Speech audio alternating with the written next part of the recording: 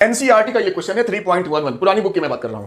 Question में क्या है, मैं ऐसे बोल समझा देता हूं कि आपके पास एक बैटरी है 8 वोल्ट की जिसका ईएमएफ है और उसका इंटरनल रेजिस्टेंस यानी उस बैटरी का 0.5 है।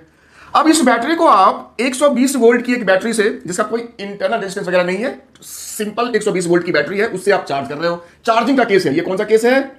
चार्ज कर रहे हैं हम इस बैटरी को और एक सीरीज में हमने 15.5 वोल्ट ओम का हमने एक रजिस्टर भी लगा रखा है।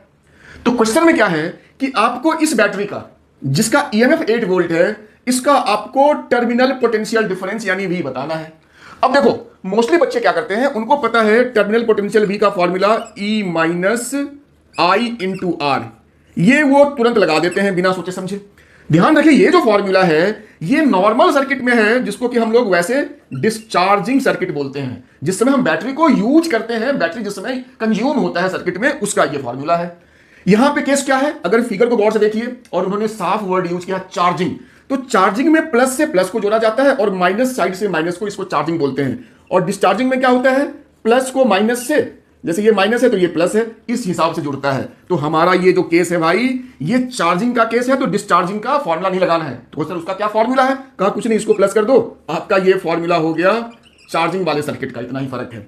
तो अब आगे हम क्या करेंगे, तो देखो जब ये दो बैटरी ऐसे चार्जिंग में जुड़ी है, मैं अभी आपको बता रहा था अगर ये चार्जिंग सर्किट है तो प्लस प्लस से जुड़ा होगा या माइनस माइनस से। तो आप देख सकते हो इस सर्किट में प्लस अगर ये करंट को इधर भेजने की कोशिश करेगा तो ये इधर भेजेगा, मतलब ये ऑपोजिट जुड़े होते हैं।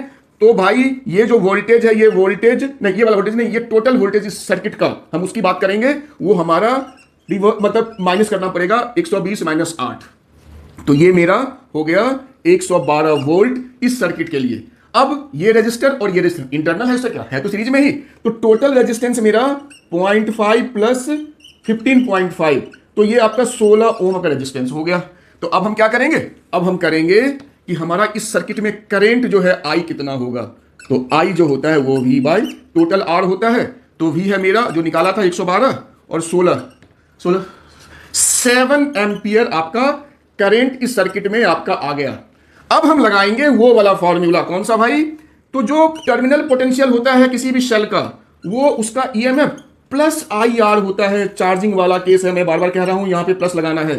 तो देखो भाई हमारा ये है ई है मेरा 8 यहां लिखा हुआ है, प्लस आई है मेरा 7 और आर है इंटरनल रेजिस्टेंस 0.5, तो 8 प्लस ये हो जाएगा 3.5, तो आंसर आपका 11.5 11.5 वोल्ट।